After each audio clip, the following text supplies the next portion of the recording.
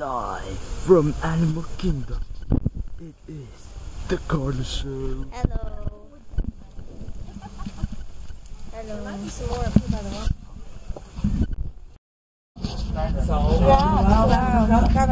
Hi. Very hard to see with the shirt.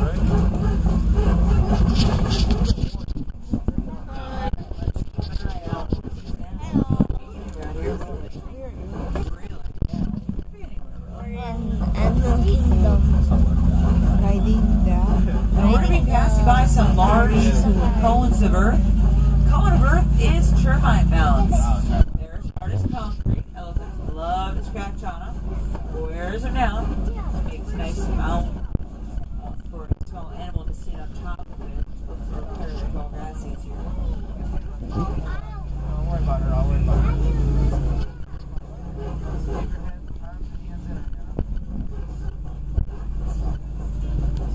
Now, I've been traveling around the reserve for many years, and I've noticed animals seem to be less afraid of our vehicles. Not too afraid of us humans either. They get kind of close to us sometimes. They'd be easy targets for poachers.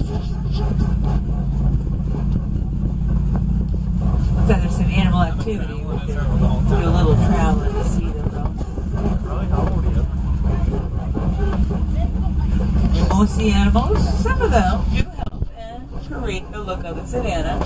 You see around us, elephants are like a bulldozer. Elephants will knock the tree over.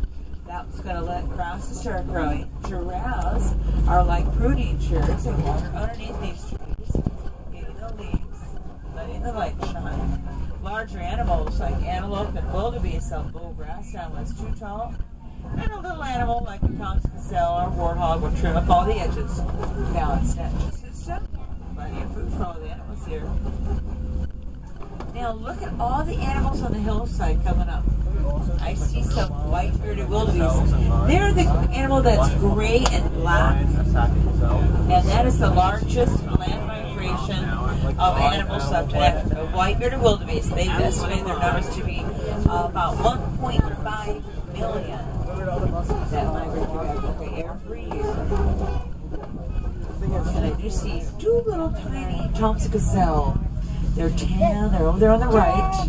They have a black stripe. Oh, we're going to try and get a little closer to them. You might think those are baby animals, but they're not.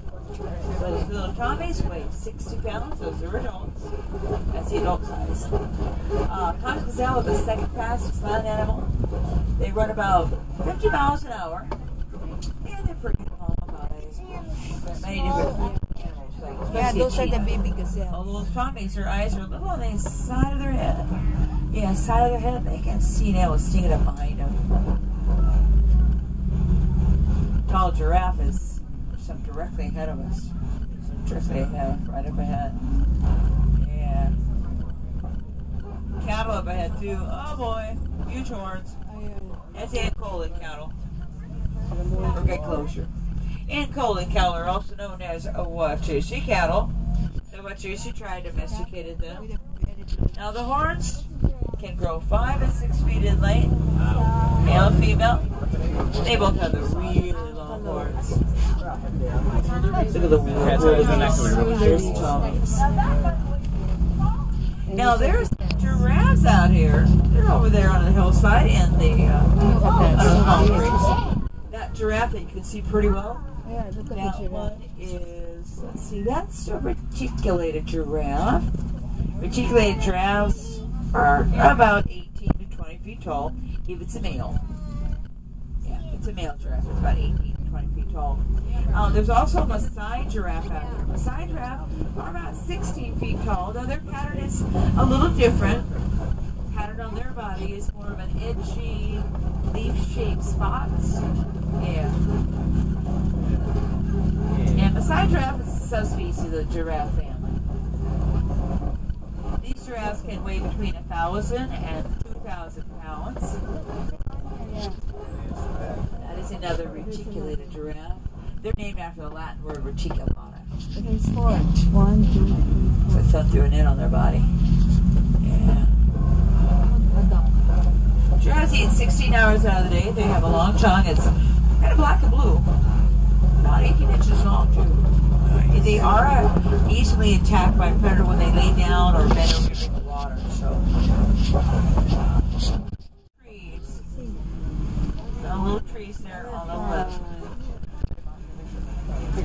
large male mandarin monkey. He weighs about 100 pounds. That's a pretty big elephant. Well, he looks to be by himself. He's probably a male elephant. Male elephants weigh around 12,000 pounds.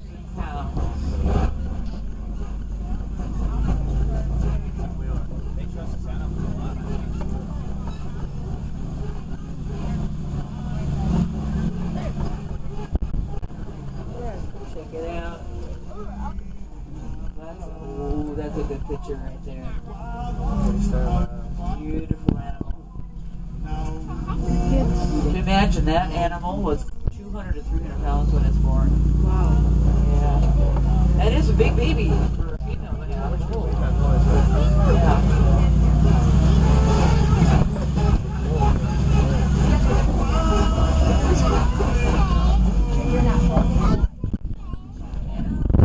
Oh, Ross is so rich.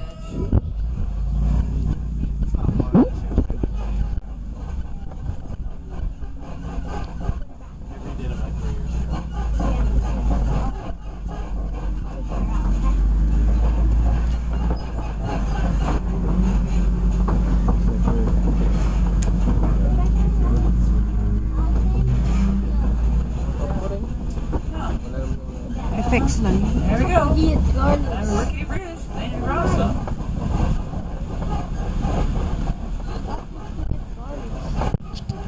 Look at you. It's like, oh, hot damn. Stop the video. Yeah, lots of branches around the tree stump too. They're laying down cheetahs. Cheetahs are the fastest land animal. They're running 60, 70 miles an hour. They got to catch their prey quickly before they're running out of energy. They have low endurance. They can run about a quarter mile. And if they don't catch anything, well, they got to rest and relax, try again later on. Ooh, looking around the copies, I see a lion. Right. And it's a female lioness. Lions are inactive all day long, 18 to 20 hours. They hunt at night. The female lioness is the hunter of the pride, not the male. Male's going to stay behind, protect his pride from any danger. Female, ooh, isn't she pretty? Wow. Whenever you hear a lion roaring, he's telling other prides to lie in the area, getting close to his territory. These white animals right up here on our left side, this is Addis antelope. They're desert animals. They can survive the desert climate without the need to drink any water. Less than 500 addicts in the wild though right now due to poaching because of the horns they have. They want a trophy. Yeah. Hello. Good morning. How you doing? Yeah. Much trouble. Lions sure are pretty. Their eyesight is 6 times better than humans. 2 little dark brown animals way over there on the right. Those are called bontapat. They're just right behind the boulders. Those animals are extinct in the wild. They're found only in a reserve. Not in the wild anymore. Yeah, back in the 19th century, they were almost completely extinct. There's that pretty girl. You'll see that lioness up there. Keep showing.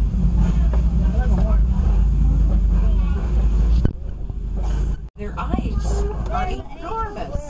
And since their eyes are so big, their brain is kind of tiny. Kind of small.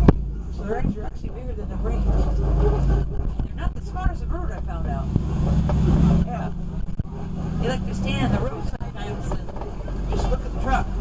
Sometimes they wreck trucks. And they do that sometimes. Kind of silly. Oh. Man, getting a little rowdy about here. I was not expecting it.